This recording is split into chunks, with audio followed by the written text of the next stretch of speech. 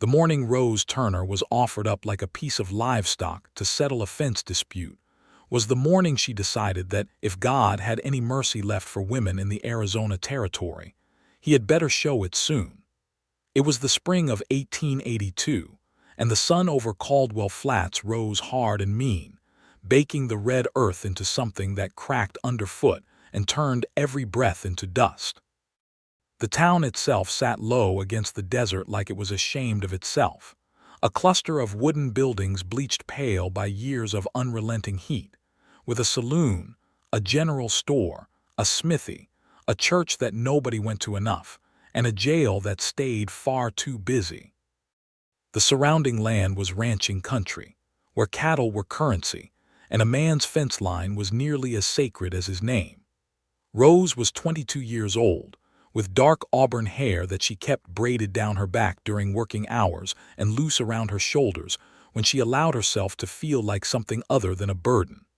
She had brown eyes that people sometimes described as warm and other times described as careful, depending on how much they had managed to earn her trust. She was the daughter of Gerald Turner, who ran the smaller of the two cattle operations on the eastern edge of town, a man who was not cruel exactly, but who had long since stopped seeing his daughter as a person and had started seeing her as a solution to problems. The problem this time was a fence. Gerald Turner had built a line of cedar posts and wire the previous autumn, stretching it across what he claimed was his property line, which happened to cut directly through what his neighbor Hector Briggs claimed was his grazing land. Hector Briggs was not a gentle man. He was 60 years old and built like a salted piece of beef jerky, all dried sinew and hardness, with a temper that moved faster than the rattlesnakes that slept under the rocks near his eastern pasture. He had 3 grown sons who shared his temper and none of his restraint, and for 6 months the fence dispute had been a cold war of cut wire, restrung posts, threatening letters, and one incident involving a horse trough that everyone in town pretended not to know about. Gerald Turner owed Hector Briggs money. That was the other layer beneath the fence dispute, the part that nobody said out loud at first. Gerald had borrowed against a shared water right 4 years earlier when a drought nearly broke his herd, and he had never fully paid it back.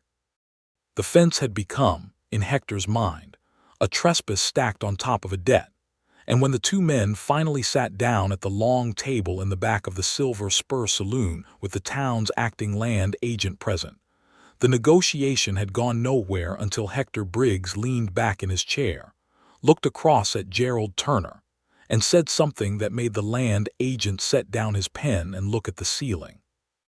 Hector said he would forgive the debt, recognize Gerald's fence line as valid, and call off his sons permanently if Gerald would arrange for Rose to marry his youngest boy, Dale Briggs, who was 34 years old and had already buried one wife under circumstances that nobody in Caldwell Flats discussed in polite company. Gerald Turner had not said no. He had said he would think on it, which was worse. Rose found out about the offer not from her father but from Clara Webb, the woman who ran the general store and who had ears like a barn owl, and a conscience that would not allow her to stay quiet about something this serious. Clara had told Rose the evening after the saloon meeting, standing in the back room behind sacks of flour, whispering it fast and urgent like she was confessing something terrible. Rose had stood very still while Clara talked. She had not cried. She had thanked Clara quietly, walked home through the cooling dark, eaten supper without speaking, and lain awake the entire night staring at the ceiling of her small room while something cold and furious built itself slowly in her chest. She would not marry Dale Briggs. She would not be handed over like a parcel of land, like a calf, like something that belonged to her father to give away. She did not know yet how she was going to stop it, but she knew with an absolute certainty that she would. The next morning she asked her father directly, standing in the kitchen while he was eating his breakfast, and she watched his face do the thing it always did when he was caught, that slow reddening that started at his neck and worked upward, and he told her she was being dramatic, that nothing had been decided, that it was just talk, that Dale Briggs was a fine enough man and she was not getting any younger. She left the house before he finished his sentence. She walked into town with her braid loose from the night and her boots raising little puffs of red dust with every step, and she was not entirely sure where she was going until she found herself standing outside the office of the man that half the county called a fair dealer and the other half called a thorn in their sides, depending on which half of the county you happened to be on. Roscoe Norris had come to Caldwell Flats 14 months earlier and had set himself up as a land surveyor and boundary arbitrator, which meant that when people argued about where one man's property ended and another's began, Roscoe was the one who came out with his instruments and his records and his calm, unhurried way of looking at things and told them what the law actually said. He was 30 years old, originally from Galveston, Texas, where he had grown up in a family that worked the docks before he had educated himself out of it, spending every spare cent he earned as a young man on books and maps and surveying courses, until he knew the land and the law governing it better than most men twice his age. He stood 6 feet and some change, with dark hair that was perpetually in need of a cut and a jaw that carried several days of beard most of the time, not from vanity, but from the simple fact that he was usually too occupied with work to think about it. His hands were calloused from field work but precise from years of drafting, and he had green eyes that saw things methodically, taking in details and filing them away with a patience that occasionally unnerved the men he worked against in disputes. He was respected, largely. He was liked, somewhat. He was trusted, mostly. And he was, Rose had been told by Clara Webb at least twice in passing conversation, an honest man in a territory that was desperately short of them. His office was a single room attached to the east side of the general store, with a door that faced the main street and a window that faced the side alley. And when Rose knocked on that door that morning, she had a speech prepared in her head that covered 6 separate points and ended with a request that he intervene in the Briggs and Turner fence dispute on legal grounds before her father did something irreversible. She knocked twice. He opened the door on the second knock, holding a rolled survey map in one hand and a mug of coffee in the other, and he looked at her with an expression that was not unwelcoming, but was clearly in the middle of something. "Miss Turner," he said. He knew her by face if not by much conversation. Caldwell Flats was small enough for that. "Mr. Norris," she said, "I need your help and I need it before my father makes a decision that I cannot undo, and I would appreciate it if you could hear me out fully before you tell me there is nothing you can do, because I believe there is something you can do, and I believe you are the only one in this town who can do it." He looked at her for a moment, and then he stepped back and held the door open wider. "Come in," he said. "I will make more coffee." She told him everything. She told him about the fence, about the debt, about Hector Briggs and his dead-eyed youngest son, about the meeting in the saloon, about what Clara had told her, and what her father had said when she confronted him. She told it straight and clear, without tearful dramatic pauses, just the facts laid out in order, and she watched Roscoe Norris sit across from her at his drafting table with his coffee mug between his hands and listen, with the particular quality of attention that she had not often received from anyone, the kind that meant he was actually hearing what she said and not just waiting for a place to insert his own opinion. When she finished, he was quiet for a moment. "Your father agreed to this," he said, not a question. He was making sure he understood. "He said he was thinking on it," Rose said, "which with my father means he has already decided and he is waiting to see if I will accept it without a fight. And you will not accept it without a fight." "I will not accept it at all," she said. He nodded slowly, looking down at the table, and she could see him turning the problem over, examining it from its various angles the way she imagined he examined land disputes, looking for the edge where the legal claim was weakest. "Briggs's case about the fence line," he said. "There is an actual survey dispute there, not just a personal argument." "Yes."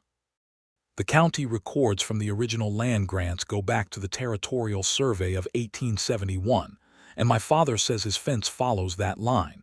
But Hector Briggs says the 1871 survey had an error in the eastern measurements. Roscoe looked up at her. How do you know about the 1871 survey? Because when my father first started arguing with Hector, I read every piece of paper in his deed box, she said. I thought if I understood what was actually being disputed, someone might be able to settle it properly and avoid all of this. I was right about the first part. I was wrong about the avoiding it part.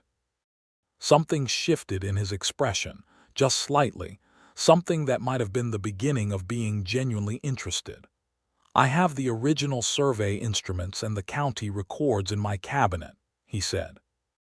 If there is a discrepancy in the 1871 measurements, I can document it, file a formal boundary arbitration with the Territorial Land Office, and that would put the entire fence dispute into legal proceedings where it belongs, which would mean your father could not negotiate away personal matters in exchange for dropping a case that is no longer his to drop. Rose leaned forward slightly. How long would that take? Filing, getting the acknowledgement back, having the arbitration officially placed on the territorial docket. He thought for a moment. 12 days minimum, more likely 3 weeks. And in those 3 weeks my father could not legally agree to the Briggs terms without the arbitration proceeding being compromised. More or less. If I include in the filing a note about extra-legal negotiation, attempts already in progress, a good territorial judge would issue a stay on any private agreements related to the disputed property while the matter is officially pending. He set his coffee down and looked at her steadily. Miss Turner, are you absolutely certain your father agreed to offer you as part of this settlement? I am certain that Hector Briggs proposed it and my father did not refuse it, she said. In this territory with these men, that is the same thing. He was quiet again, but his jaw had tightened slightly, and Rose noticed it. I will file the arbitration request today, he said. I will ride to the territorial post at Yuma myself so there is no delay with the county mail. I can be there and back in 4 days if I push. That would cost you time on your other work, she said. It would, he agreed, and he did not offer any explanation for why he was willing to do it anyway, and she did not ask.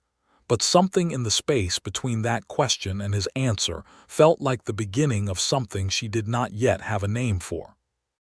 He rode out the next morning before the sun was fully up, with his saddlebags loaded with documents and his bay horse, which he called Argument because it always had an opinion about which direction they were traveling, moving at a steady canter down the southern road toward Yuma.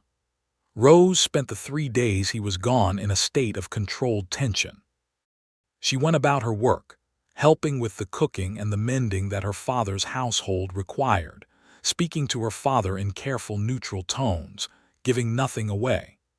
Gerald Turner had not yet formally told her about the arrangement, which told her he was still working himself up to it, and she used every day that he was still working himself up to it as a gift of time.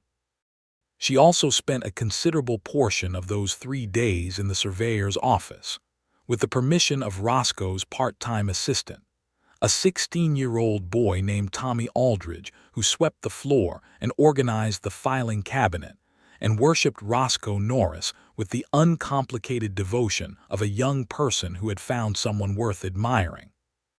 Tommy let her sit at the small desk near the window, and she read through every document related to the Briggs-Turner boundary that Roscoe had already compiled, and she found 3 additional discrepancies that she noted down carefully on a fresh piece of paper. When Roscoe returned on the 4th day, his face dusty and his horse tired and his expression carrying that particular satisfaction of a man who had done what he set out to do, he found Rose Turner sitting in his office with 4 pages of handwritten notes about his own case file. He stood in the doorway for a moment and looked at the notes and then looked at her.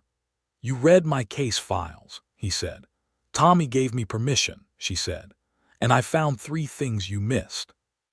He came in, hung his hat, poured himself water from the pitcher on the side table, and sat down across from her without asking her to leave, which she noted as significant. He looked at her notes. He was quiet for longer than she expected. "This discrepancy in the benchmark reference point," he said, tapping the second page. "This could invalidate the entire 1871 eastern boundary in this county, not just the Turner Briggs section." "Yes," she said, "which means the Territorial Land Office will have to address it much more broadly, and the fence dispute becomes part of a much larger official proceeding. Which means it definitely cannot be settled privately." "Exactly." He looked up from the pages, and for the first time there was something in his expression that was not strictly professional, something that was looking at her rather than at the problem. "Miss Turner," he said, "you would make an excellent land surveyor." It was possibly the nicest thing anyone had said to her in several years, and she felt the color rise in her face and was annoyed at herself for it. "I just read what was in front of me," she said. "Most people do not," he said. "Most people look at survey documents and see nothing but numbers. You saw a system with an error in it." She looked down at the papers because it was easier than looking at him. "Did the Territorial Office accept the filing?" she asked. "They did," he said. "The formal arbitration acknowledgement was sent back with me." It went faster than I expected because the land registrar in Yuma is a man named Caldwell, no relation to the town, who has been trying for 2 years to get someone to flag the exact benchmark problem you just found. He was very pleased. Rose let out a breath she had not realized she was holding. "So the fence dispute is officially in territorial proceedings," she said. "As of yesterday afternoon," Roscoe confirmed. "Your father cannot legally enter into any private agreement regarding the disputed boundary without being in contempt of a territorial proceeding. I sent word to both Gerald Turner and Hector Briggs by the county mail rider this morning, with a copy of the acknowledgement." She should have felt only relief, and she did feel relief, a deep, clean wave of it, but underneath it was the uncomfortable awareness that this had only solved the immediate problem and had not touched the deeper one, which was that she lived in her father's house, depended on her father's land, and had no means of her own that would give her any permanent protection from his decisions about her future. "What happens after the arbitration?" she asked. "When the territorial court rules on the boundary?" "Depending on the ruling, one of them wins the fence line argument, and the debt question gets handled separately through the court. The personal agreement, the offer your father entertained, has no legal standing and never did. It was never formalized, and now that there is a territorial proceeding underway, it cannot be." "But my father," she said quietly, "is still my father. The law has taken the fence away from him as a bargaining piece, but it has not changed what he thinks I am." Roscoe was quiet for a moment. "No," he said carefully, "it has not." She stood up and began gathering the papers, stacking them neatly the way she had found them. "Thank you," she said, "for filing the arbitration, for riding to Yuma, for all of it. I did not expect you to do it as quickly as you did." "You needed it done quickly," he said, as if that were the only explanation required. She left the office and walked back through the town in the late afternoon light, which was turning everything golden and warm, and she thought about the fact that a man she barely knew had ridden 4 days through desert heat on her behalf, and she thought about the way he had looked at her notes, and she thought about the fact that she did not know what she was going to do next, but that for the first time in 3 days she could breathe. Her father's reaction to the arbitration notice was exactly as unpleasant as she expected. He came home that evening with the letter crumpled in his fist, and his face doing the reddening thing past its usual stopping point, and he stood in the kitchen and told her he knew she had gone to Norris. He knew she had done this deliberately, and that she was making things worse for this family by interfering in men's business. She stood across the kitchen from him and did not apologize. "I am not going to marry Dale Briggs," she said. "And I would have preferred you to understand that without legal proceedings, but here we are." "You do not know what Dale Briggs is or is not," her father started. "His first wife died in circumstances that 3 different people in this town have been careful not to explain to me directly," Rose said, "which tells me everything I need to know." Gerald Turner went very quiet, which was more frightening than the shouting.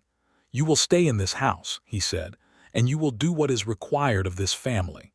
"I will stay in this house," she agreed, "for now, because I have nowhere else to go yet, but I will not be arranged.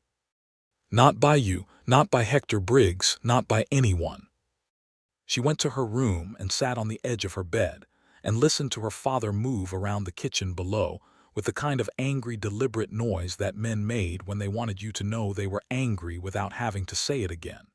She sat with her hands folded in her lap and thought about the word yet, which she had used about staying in the house, and she thought about what it would take to make that yet into something real. The following days brought a strange new rhythm to Rose's life. The arbitration had changed the immediate stakes, but it had also changed something in her awareness of herself. She began to move through Caldwell Flats differently, with slightly more purposefulness, and she began to pay attention to what kinds of work needed doing in the town, what kinds of things she was capable of doing, and where the money was that might make independence possible. Clara Webb, bless her, offered Rose part-time work in the general store almost immediately. Clara had been looking for help for months and had not hired any of the young men who had applied, because none of them were careful enough with the accounts. Clara said this directly to Rose's face, with her characteristic bluntness, and Rose accepted the work the same afternoon.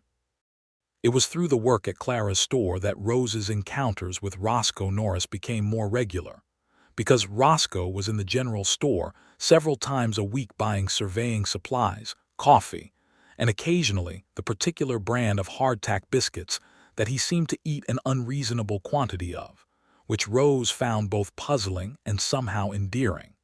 He was not a demonstrative man. He was not a man who made declarations or grand gestures or said anything that could be mistaken for flirtation. But he had a way of coming to the counter and standing there while Rose tallied his purchases and asking her. In the same tone, he might use to ask about the weather, how things were going, and actually waiting for and listening to the answer. He asked once, carefully, whether her father had said anything more about the Briggs situation, and she told him that her father was angry but controlled, and that Hector Briggs had not spoken to her directly, and Roscoe nodded and said that was what he expected, and then he picked up his purchases and was gone. But the next week he came back, and the week after that, and each time there was a conversation that lasted a little longer than the previous one, moving gradually from the practical and the legal into the territory of things that were simply interesting to talk about. He asked her one afternoon what she had read as a child, which was not a question she had been asked by anyone in Caldwell Flats before, and she told him about the books her mother had kept before her mother died when Rose was 12, novels mostly, and some history, and a book of botanical illustrations that she had loved for reasons she could not entirely explain. He told her he had grown up reading navigation charts and surveying manuals, which had seemed dry to him as a boy, but which had eventually become as gripping as any novel because they were stories about the land, about how humans had tried to make sense of the earth beneath their feet. She told him she had never thought about a map as a kind of story, and he said most people did not, and there was a smile at the corner of his mouth when he said it that was brief and genuine, and made the space behind her ribs do something she chose not to examine too closely. Meanwhile, the fence dispute moved through its legal paces, and the town watched with the focused interest of people who had very little else to observe that was equally complicated. The territorial arbitration required Roscoe to conduct a formal resurvey of the eastern boundary, which meant a week of work in the field with his instruments and his journals, and Rose did not see him during that week except once from a distance. When she was coming out of Clara's store and saw him riding back toward town in the late afternoon with his equipment strapped to Argument's back, and his hat pushed back from his face, and his whole bearing carrying the self-contained quiet of a man who was comfortable in his own company. She watched him ride past without stopping and told herself she had no particular feelings about it either way. Hector Briggs came into the store twice during that week, both times buying things that he did not seem to actually need, and both times looking at Rose in a way that she did not like, a calculating look that said the legal proceedings had slowed him down but had not changed his thinking. His eldest son, William, came in on the Thursday and stood at the counter longer than necessary, and Rose served him with perfect politeness and no eye contact, and added a small charge for a tin of tobacco that he had not asked for but could not reasonably dispute. And when he left, she stood behind the counter and breathed slowly for a full minute before she could move again. She told Roscoe about the Briggs visits when he came back from his field survey. She told it matter-of-factly, not dramatizing it, but she told him because it seemed relevant to the case, and also because she had found, without entirely planning to, that telling Roscoe things helped her think more clearly about them. He listened without interrupting, and when she finished he was quiet for a moment, and then said that he was going to document the visits and their timing in relation to the official proceedings, because if the Briggs family was attempting to intimidate a witness to a boundary dispute, that was its own legal problem. "I am not a witness to the boundary dispute," Rose said. "I'm not involved in it officially. You are the reason the benchmark discrepancy was identified," Roscoe said. "In a formal territorial proceeding, that makes you a relevant party." Rose looked at him. "You are making me a relevant party so that the Briggs family has a legal reason not to approach me." He met her look without blinking. "I am documenting your factual contribution to the case accurately." She let that sit for a moment. "That is very creative documentation," she said. "It is entirely accurate documentation," he said. She shook her head, but she was not unhappy about it.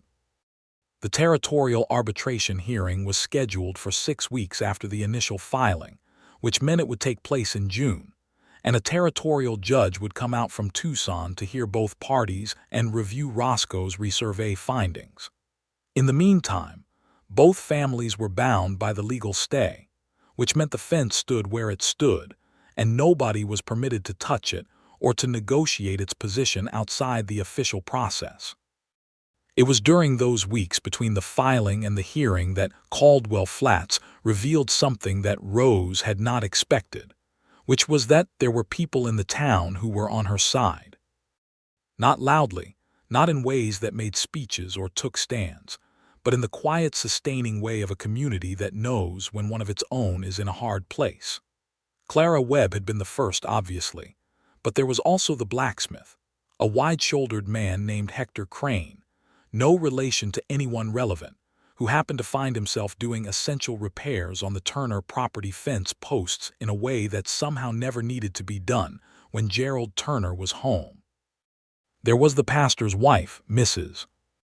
Albright, who began inviting Rose to the Wednesday afternoon gatherings at the church where women sat together and sewed and talked, and where the conversation was sometimes just needlework and gossip, but was sometimes the kind of frank exchange between women who understood each other's situations that was impossible anywhere else. And there was Tommy Aldridge, 16 and devoted, who began appearing at the most inconvenient moments for anyone who looked at Rose with undue interest, as if by coincidence, and who always seemed to be within shouting distance of someone who could help. Rose understood that Tommy was doing this on Roscoe's instruction, and she thought about raising this with Roscoe directly, and then decided not to, because she was grateful for it, and also because the directness of it would have required her to say something about why Roscoe was looking after her, and she was not ready to say it out loud. What she was ready to say, on a Wednesday evening in late May when Roscoe knocked on the door of the general store after closing time to return a document she had left in his office, was something much simpler and much more frightening. She was straightening the bolts of fabric on the side shelves when he knocked, and she called out for him to come in, and he did, carrying the folded papers, and he set them on the counter and said he had not wanted them to get mixed up with his case files. "Thank you," she said, and then, because the evening light was coming through the window at the angle that made everything look gentle, and because she had been thinking about it for 3 weeks without saying it, she said, "Why did you ride to Yuma?" He looked at her. "I told you, the filing needed to be done quickly. Tommy could have taken it to the county mail rider. That would have been a day, maybe two slower. You chose to go yourself." He was quiet. "I chose to go myself," he said carefully, "because the county mail rider is Hector Briggs's nephew." Rose had not known that. She stared at him. "His nephew," she said. "By marriage, it is not broadly advertised. So you went yourself because you did not trust that the filing would reach Yuma intact if you sent it by the regular mail." "Yes." She looked at him for a moment, at the careful neutral way he was holding his face, which she had come to recognize as the expression he wore when he was not saying the full thing. "And the other reason," she said. A pause, a longer one than usual. "Because you asked me," he said, and the simplicity of it landed in the room between them like something that had been dropped from a height, and neither of them moved for a full second. Rose turned back to the shelf of fabric and began straightening a bolt that was already straight. "I did not ask you to ride 4 days through the desert," she said, keeping her voice even. "I asked you to file a document." "It came to the same thing," he said. She could hear that he had moved slightly, not closer but shifted, the way a man moves when he is uncertain of the ground. "Roscoe," she said, and it was the first time she had used his given name, and she heard him register it the way you register a key fitting a lock. She turned around to face him. "I want to be honest with you. I am in a complicated position. My father is angry with me, my future is not sorted, and I have been through enough of other people deciding what I am supposed to do that I am very cautious about anyone having a plan for me, even if their intentions are good." "I do not have a plan for you," he said.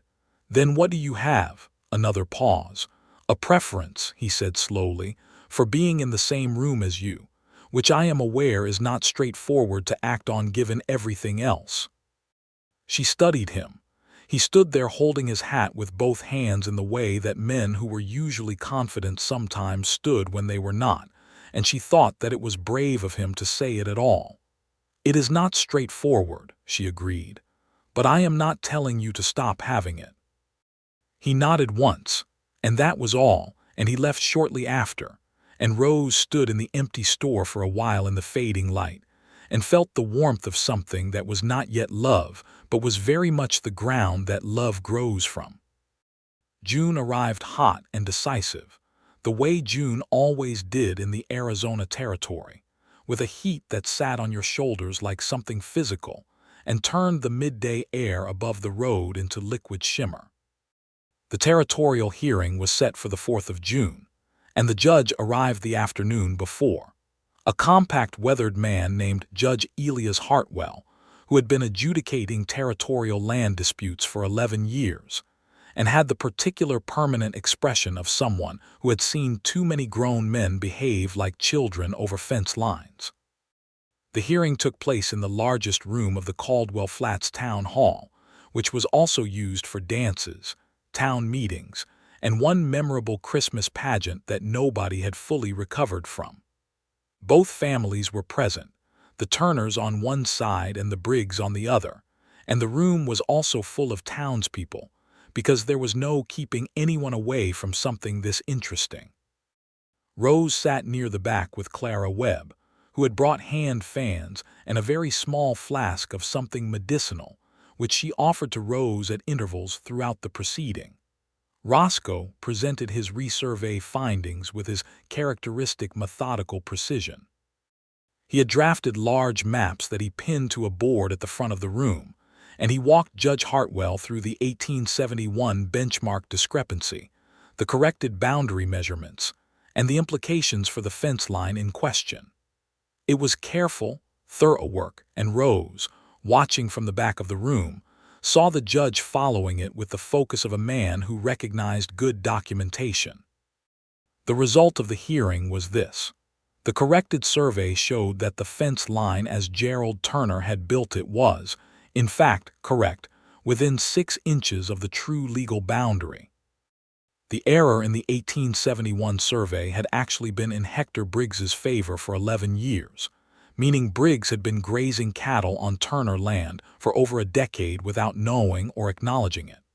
The judge ruled the fence line valid, noted the historical encroachment in the official record without assessing damages for it, and stated that the matter of the debt between the two parties was a separate civil matter that would need to be addressed in a separate civil proceeding. Hector Briggs's face went through several remarkable colors during the judgment. Gerald Turner looked more relieved than triumphant, which Rose noted as potentially significant about the limits of his convictions. After the hearing, outside in the blazing June sunlight, Rose stood with Clara and watched people disperse, and Roscoe came out of the town hall rolling his maps under his arm and squinting in the light. And when he saw her, he walked toward her with a directness that was different from his usual careful approach. "How do you feel?" he asked. "Like the fence is resolved," she said. "Like the other things are not." He nodded. "Your father's debt to Briggs is a civil matter now. It cannot involve you." "Unless my father decides it still can," she said. "Rose," he said, and it was the second time her given name had passed between them, this time from him to her, and it had the same key and lock quality.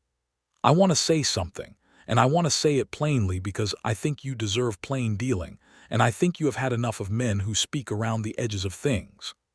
Clara Webb made a sound that was perfectly timed to be covering a laugh, and took several very interested steps sideways to examine a post. Rose looked at Roscoe, who was looking at her with the green eyes that saw things methodically but which were, in this moment, looking at her with something that had nothing to do with methodology.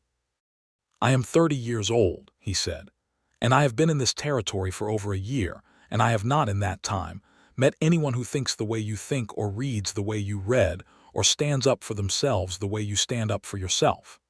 I am not asking you for anything that you are not ready to give. But I am asking you if you would let me take you to supper this evening, at the hotel dining room, where there is a tablecloth and decent food and no surveying documents." She was quiet for a beat, and she could feel Clara practically vibrating with suppressed delight somewhere to her left. "The hotel dining room has 2 tablecloths," Rose said. "The other one has a stain from last Christmas that Mrs. Haverty has not managed to fully remove. I will request the unstained one," he said. "Then yes," she said, "I will come to supper." He smiled. It was a full smile, not the small corner-of-the-mouth version she had seen before, and it changed his face considerably, and she was glad of it. They had supper at the hotel dining room, and the tablecloth was fine, and the food was chicken pie with sage and roasted potatoes, and they talked for 2 hours without running out of things to say, which Rose had not experienced with anyone since her mother was alive. They talked about the land and about the law and about Texas and about Arizona and about books she had read and maps he had drawn and about what it meant to make a place in the world without a great deal of help from other people. He told her about growing up on the Galveston docks, about the salty smell of the Gulf and the enormous grinding sound of ships, about his father who had worked himself to exhaustion every day of his life, and who had wanted something different for his son without quite being able to say what that something different should look like.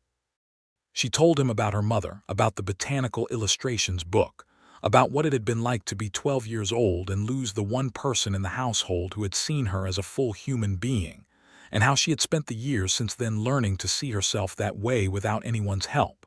He listened to all of it. He did not try to fix it or minimize it or pivot away from it when it was heavy. He just stayed present with it, and that was, she thought, rarer than gold. They were the last people in the hotel dining room when they left, and he walked her back toward the Turner property, because the town was quiet and the stars were extraordinary over the flat desert dark, and they walked slowly without hurrying. And when they reached the edge of the Turner property, where the road narrowed between the cedar fence posts, he stopped and she stopped, and he looked at her in the starlight and said that he had enjoyed the evening very much and that he hoped they could repeat it. "We can repeat it," she said. He touched her hand briefly, with 2 fingers against her knuckles, the lightest possible contact, And then he stepped back and said good night, and she went inside and sat in her room with her hands folded in her lap, and a feeling in her chest like something that had been coiled tight for a very long time had finally found permission to ease open. The summer moved forward. The things between Rose and Roscoe moved forward with it, carefully but unmistakably, in the way of two people who have both been alone long enough to be deliberate about letting someone in. They had supper at the hotel twice more that month. He began finding reasons to stop by the general store when he did not need anything, and she began finding reasons to be at the counter when he did. And Clara Webb watched all of this with an expression of profound satisfaction, and said nothing except once, when she told Rose that she was not fooling anyone and did not need to, which was about as close to a blessing as Clara was constitutionally capable of giving. Gerald Turner observed the developing situation between his daughter and the land surveyor with a complicated silence that lasted several weeks before he broke it. He came to Rose one July evening when the heat was finally easing toward tolerable and said, sitting at the kitchen table with his hands flat on the wood, that he owed her an accounting. He said it in the flat, uncomfortable way of a man who is not practiced at acknowledging fault, and Rose sat across from him and listened without making it easier or harder. He said that the offer from Hector Briggs had seemed, in the moment, like a practical solution to several problems at once, and he said that he knew now, and had known then on some level, that he had been more interested in the practical solution than in what his daughter's life would actually look like inside it, and that was something he was not proud of. He said it without flourish, without asking for absolution, just putting it on the table between them. Rose let it sit there for a moment. "I know you are not proud of it," she said finally. "I do not think you are a bad man. I think you got very used to treating me as part of the property problem rather than as a person with her own place in the solution." He looked at the table. "The debt to Briggs," he said. "The civil proceeding is going to rule against me most likely. I'm going to owe him a fair amount of money." "Then you will need to find a way to pay it," she said. "That is your problem to solve, and I believe you can solve it if you apply yourself to it honestly." He looked up at her. "You sound different than you did 6 months ago." "I am different than I was 6 months ago," she said. He nodded slowly. "That Norris," he said, trying for dismissive and not quite achieving it. "He is a serious man." "He is," Rose agreed. "He done right by you in the dispute," Gerald said, the words arriving grudgingly like they cost something. "I did not thank him for it." "You might consider doing so," Rose said. Gerald Turner actually did, which was something she had not expected. He went to Roscoe's office the following week, and Rose heard about it from Tommy, who reported with great solemn importance that Mr. Turner had shaken Mr. Norris's hand, and said something about the fence business, and Mr. Norris had said something back that Tommy had not been able to hear, and the meeting had lasted about 5 minutes, and both men had seemed okay when it was over. Rose considered this progress of a fairly remarkable kind. The civil proceeding regarding Gerald Turner's debt to Hector Briggs resolved in August, with Gerald required to pay the outstanding sum over a period of 18 months through direct bank arrangement, which was uncomfortable for him financially, but entirely manageable if he was careful. Hector Briggs, having lost the fence dispute and the creative settlement he had been hoping for, retreated into a furious quiet that manifested as very pointed avoidance of everyone connected to the affair, and his youngest son Dale took his customary horse up to the northern grazing lands and was largely not seen in town for the remainder of the summer, which suited Rose and everyone she cared about perfectly well. The thing between Rose and Roscoe deepened through August and September in the natural, gradual way of two people spending increasing amounts of time in each other's company, learning each other's habits and ways of thinking, and the particular landscape of each other's character. He was, she found, patient but not passive, thoughtful but not slow, funny in a dry, understated way that she liked enormously, and privately more tender than his professional manner suggested. She found this out one afternoon when she came to his office to return a book she had borrowed, which was a survey journal of the Western Territories from 1858 that she had asked to read out of pure curiosity and had found genuinely fascinating. And she found him sitting at his desk with a letter in his hand and an expression on his face that was quiet and raw in the way of old grief. She set the book down gently and did not say anything immediately. "My mother died," he said after a moment. "3 years ago.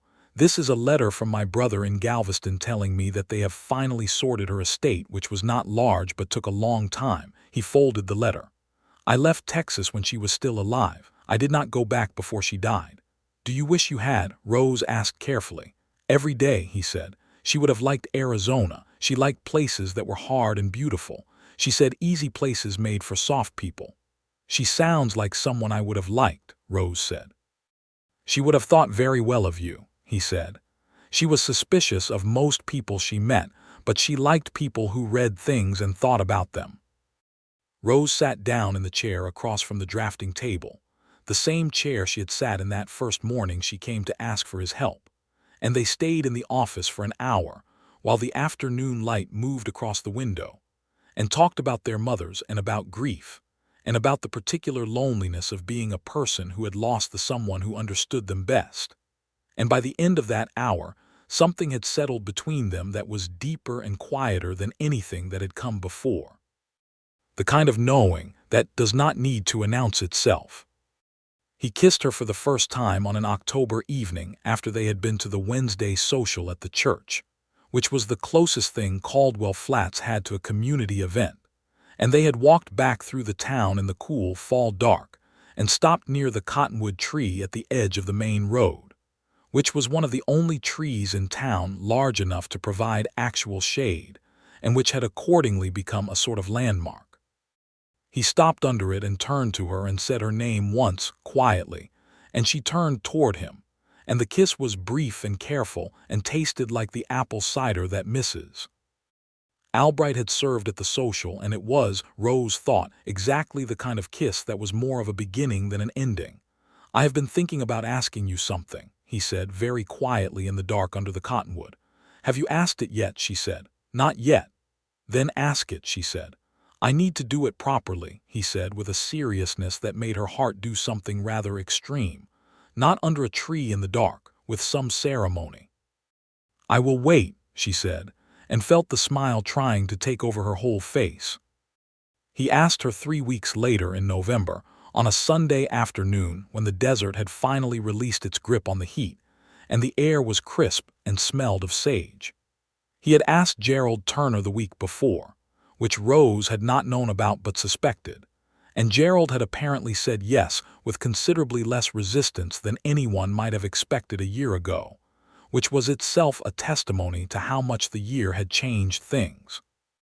Roscoe came to the general store on Sunday when it was closed, and Clara Webb was conveniently and obviously absent, and he stood at the counter with a small box that he had ordered from a jeweler in Tucson, and he asked Rose Turner if she would marry him, and he said it with the plain directness that she had always appreciated in him, not with speeches or poetry, but with the simple statement that he wanted to spend his life with her, that he thought they were well suited in the ways that mattered and complementary in the ways that made things interesting, and that he would not ask her to give up anything of herself to do it. Rose took the box from him and opened it and looked at the ring, which was a slender gold band with a small oval turquoise stone in the center, which was not the conventional choice but was exactly right, the blue-green color of the stone against the warm gold like the sky over desert rock. She said yes. He put the ring on her finger, and she looked at it for a moment and then looked at him, and he was looking at her with the expression she had come to know as his truest one, the one that was not professional or careful or measured, but simply present, simply there with her. And she thought about the morning she had walked into his office with her braid loose, and her boots raising red dust, and her speech prepared in 6 points. And she thought about how the thing she had come looking for had been help with a fence. And what she had found instead was the man standing in front of her, and she thought that life in the Arizona Territory of 1882 was occasionally astonishing. "You know," she said, "I have thought several times about that first morning when I came in to ask for your help." "So have I," he said. "What was the first thing you thought when you opened the door?" she asked. He considered this with the same genuine thought he gave to everything. "That you had clearly been up all night," he said, "and that you were going to ask me something complicated."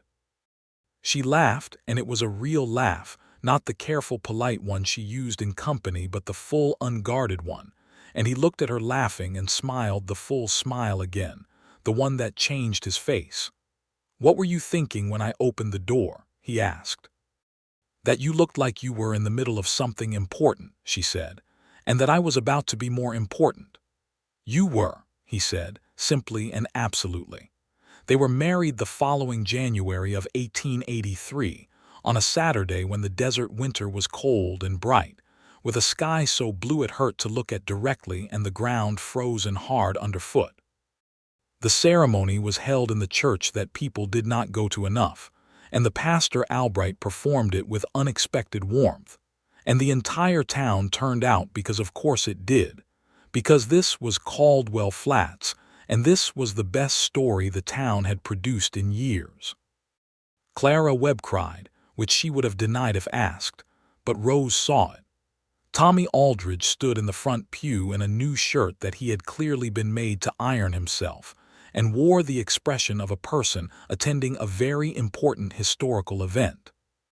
Gerald Turner sat in the third row and looked at his daughter in her cream wool dress with the blue ribbon at the collar, which was the best dress in Caldwell Flats by some margin that morning, and the expression on his face was complicated and private, and Rose chose to read it charitably.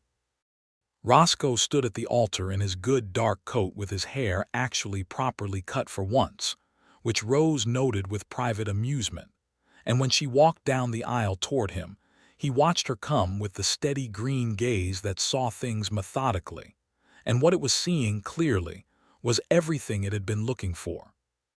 The vows were the traditional ones from the Book of Common Prayer, which the pastor read in his good honest voice, and when Roscoe said "I do," he said it with a quietness that was more absolute than any volume, and Rose said her own "I do" with the clear, sure voice of a woman who knows exactly what she is saying and means every word of it.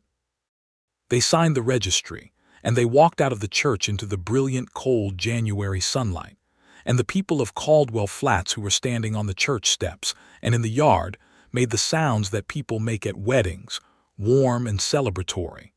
And Clara Webb pressed both of Rose's hands in hers and said, "Well done, girl," in a tone that meant about 17 different things all at once.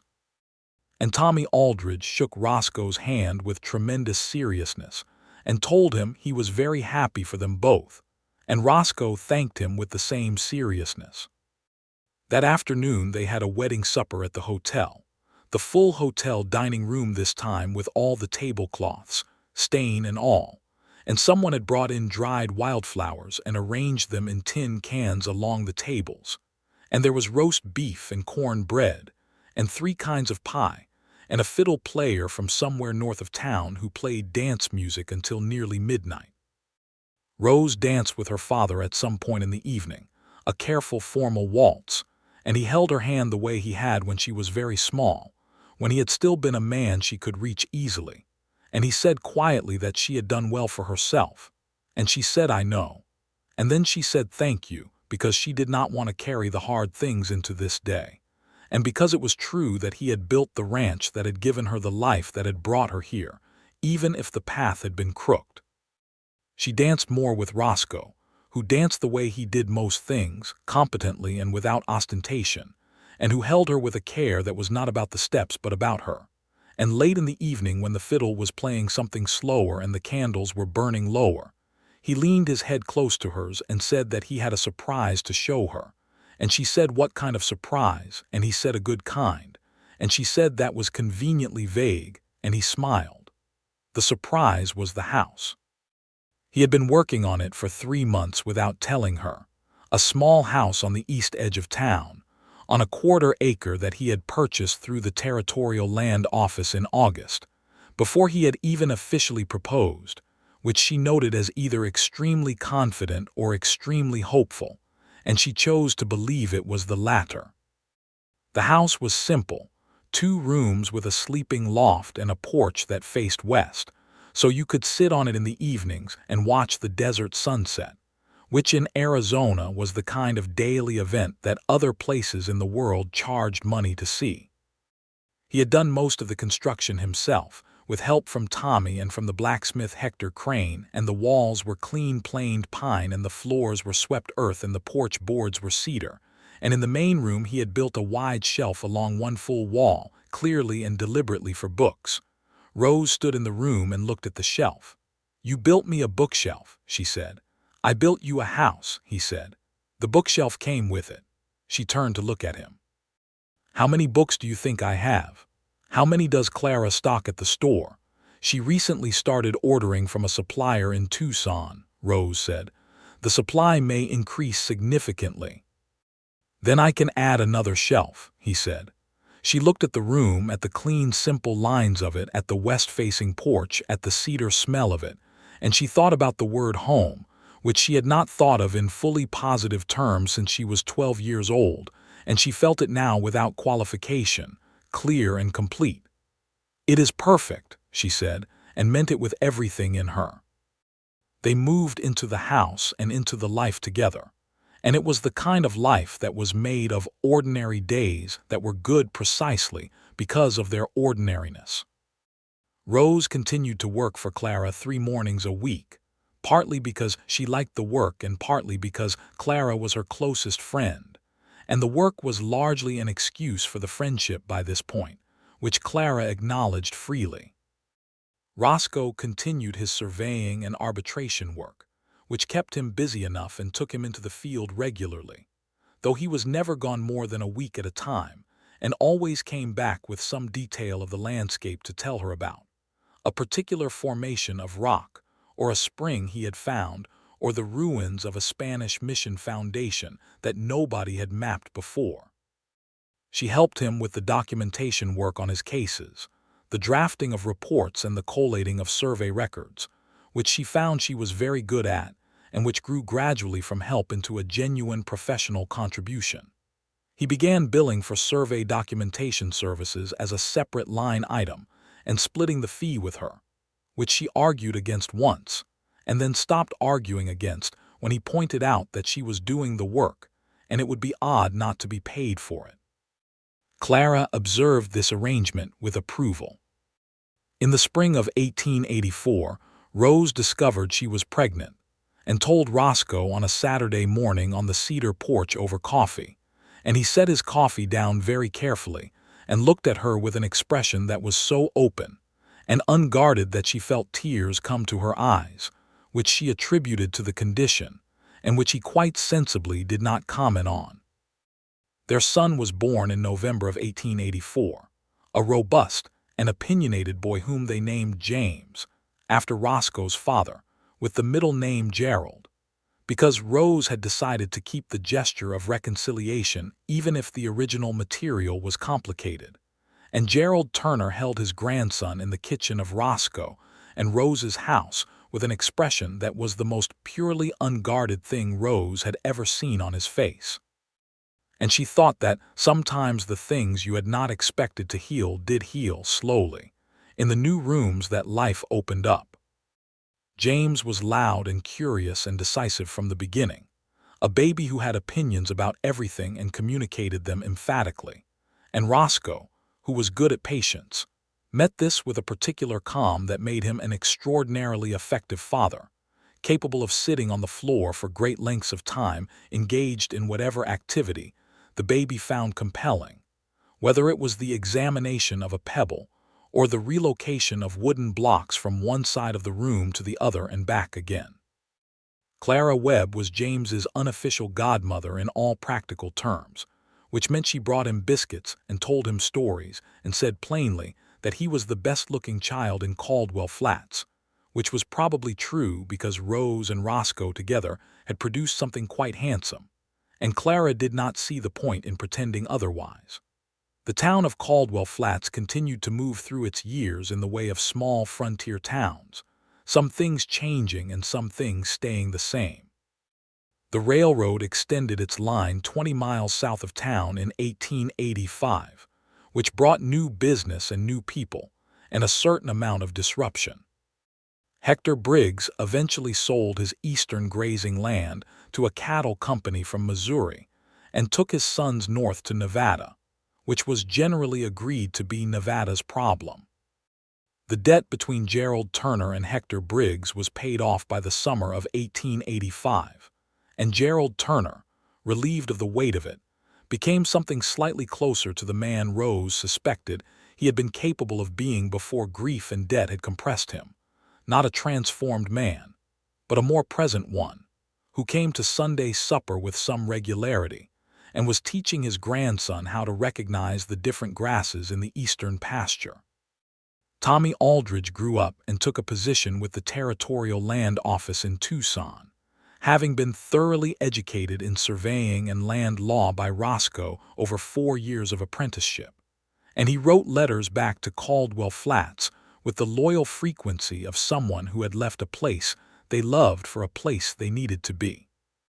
In the spring of 1886, Rose found herself pregnant again, and this time she told Roscoe in the same way, on the cedar porch over coffee, because some things become the right ritual through repetition, and he responded with the same unguarded openness, and she thought she could spend 40 more years telling him important things on this porch and never tire of the way he received them. Their second child, born in December of 1886, was a girl.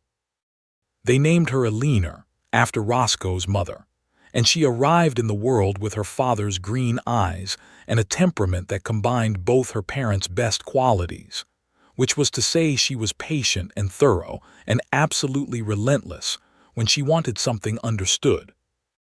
Eleanor watched the world from her first months with the serious, considering gaze of someone taking very careful notes, and Roscoe would later say that she had looked at him from the cradle as though she was deciding whether he was competent to hold her, and had provisionally concluded that he was. The house on the east edge of town expanded over the years, a room added here, a covered walkway to the small survey office that Roscoe built in the yard, a proper kitchen garden that Rose tended with the same attention she brought to everything, growing the herbs and vegetables that made the cooking something she was known for in the town. The shelf of books grew and required the addition that had been predicted, and then a third shelf, and then a small glass-fronted cabinet for the ones that James and Eleanor were told they could look at but not touch yet, which they obeyed with varying degrees of success. The survey work continued and grew. By 1887, Roscoe had been appointed as the official boundary arbitrator for a region that covered 3 counties, and he spent more time in the territorial capital at Prescott than he had previously, always returning with the particular energy of a man who finds his work genuinely important. Rose had taken on the full management of the survey documentation office in those years, which had grown from a filing cabinet in his original office to a proper enterprise with clients from across the territory, and she had also begun, quietly, to advise other women in Caldwell Flats and the surrounding area about the legal dimensions of land ownership, about what a woman's property rights were and were not under the territorial law of the time, and about what steps could be taken when those rights needed protecting. She did this carefully and without making it into a formal thing, woman to woman, over the back counter at Clara's store or on the Wednesday afternoon church gatherings, and the information she provided changed things for several people in ways that were not recorded in any official document but were real nonetheless. It was at one of these Wednesday gatherings in the autumn of 1887 that she sat across from a young woman named Ada Clemens, who had come in with the look that Rose recognized from memory, the particular combination of fear and determination that a woman wears when she has decided to stop accepting something that is being done to her. Ada was 19 and had a situation involving property she had inherited from her father that her late father's business partner was attempting to absorb through a legal maneuver that was not quite fraudulent, but was ethically indistinguishable from it. Rose listened to Ada tell it, in the same clear factual way that she had once told her own story in a surveyor's office. And then she told Ada exactly what her legal position was, what documents she needed, and which man in the territory was best equipped to help her. She said that man's name, and Ada nodded and stood up straighter, and Rose felt something move in her that was not unlike the feeling of that first morning in 1882, except that this time she was not the one going to ask for help. She was the one capable of providing it. She told Roscoe about it that evening on the porch, with James asleep inside and Alina making the small, contented noises she made when she was nearly asleep, and the desert night enormous and star-heavy above them. "I sent her to see Marcus Reed at the Prescott office," Rose said. "He will know how to handle the property protection filing." "That was the right call," Roscoe said. "Reed is good at that kind of case." "I want to do more of this," Rose said. "Not just the survey documentation, the advising, the helping women understand what legal protections actually exist for them." He looked at her. "You have been doing it for 2 years already." "Informally," she said. "I want to be more deliberate about it." "You could write it up," he said. "A plain language explanation of territorial property law as it applies to women. I could have it printed at the Prescott office press and distribute it through the land offices." She looked at him, and she felt the same thing she had felt on the day they first talked, that particular quality of being heard by someone who then immediately started thinking about how to help. "You would do that," she said. "It is accurate and useful legal information about territorial land law," he said. "The Territorial Land Office actively benefits from people understanding their rights correctly." "And yes, of course I would do it, because it is yours and it is important, and you should not have to do it less deliberately than you want to." She reached across and took his hand, which was sitting on the arm of his chair, and held it in the way that was not dramatic or grand but was simply theirs, the particular language of two people who had built a life out of all the small, deliberate things. "I think," she said, looking at the desert dark and the extraordinary stars, "about that morning sometimes, when I came in to ask you about the fence." "So do I," he said. "I was so angry," she said. "I was angry before I knocked on your door, and I was angry all the way through telling you about it, but underneath the anger I was frightened. I was genuinely frightened that nobody was going to help." "I know," he said. "I could see it. You were doing an excellent job of not showing it, but it was there. And then you helped," she said, "without asking for anything back." "You were right and they were wrong," he said. "That seemed like enough of a reason." "It is never that simple," she said. "No," he said, "but the starting point was. The rest of it," he turned his hand so it was holding hers rather than being held, "grew from there." She laughed softly. "The rest of it grew from there." "That is a very understated description of our marriage and 2 children." "I am a methodical man," he said. "I prefer accuracy to exaggeration." She leaned her head against his shoulder, watching the stars turn slowly over the Arizona dark, and felt the weight and the warmth of the life they had made together, which was not a perfect life in the sense of being without difficulty, because Gerald Turner's debts had been real, and the territorial injustices toward women were real, and the hardship of frontier living was real, and none of that had simply dissolved because 2 people had found each other and were fortunate. But it was a good life, genuinely and fully good, in the way that lives are when they are built honestly, on the actual truth of who 2 people are to each other. James would grow up to study law in Tucson, having inherited his mother's particular interest in what the law could and could not do for people, and he would eventually return to the territory as a young attorney who made his first mark representing women in property disputes, which was not a coincidence. Alina would grow up to be a cartographer, which seemed improbable to anyone who had not watched a small girl with green eyes sit on her father's lap, while he drew survey maps and asked extremely precise questions about everything she saw. Alina's maps would eventually be considered among the most accurate representations of the Arizona-New Mexico border ever produced, and she would keep, framed on her office wall, one of her father's original 1882 survey drafts with her mother's handwritten notes in the margin, the 3 discrepancies that had been found and had changed everything. But those futures were still ahead. On that autumn evening in 1887, when Roscoe and Rose sat on the cedar porch in the Arizona night with the stars overhead, and the desert stretched out wide and dark around them, holding hands in the comfortable, unhurried way of people who have plenty of time. "Are you happy?" he asked, not because he was uncertain but because he liked to hear her answer.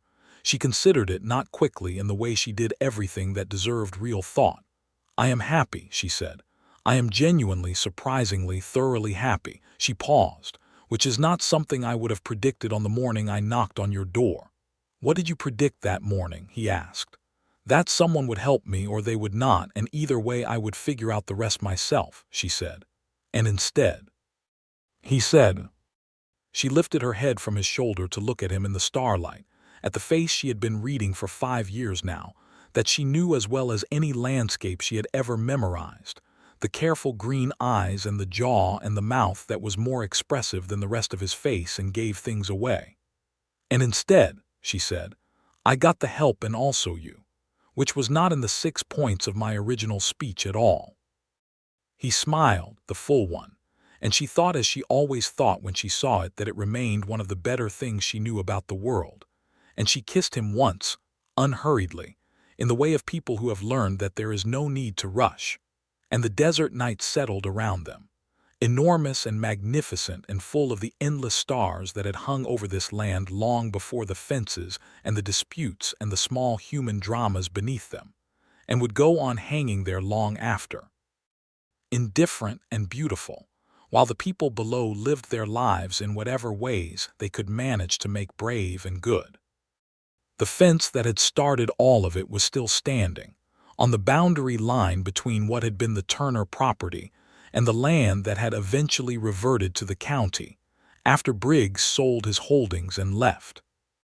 It had been a correct fence line all along, as the Territorial Survey had eventually confirmed, and it stood in the red earth with its cedar posts weathered to silver gray, marking the exact place where the land said here and no further, which was, Rose sometimes thought, a perfectly reasonable principle for a fence to assert, or for a person for that matter. She had been offered as payment.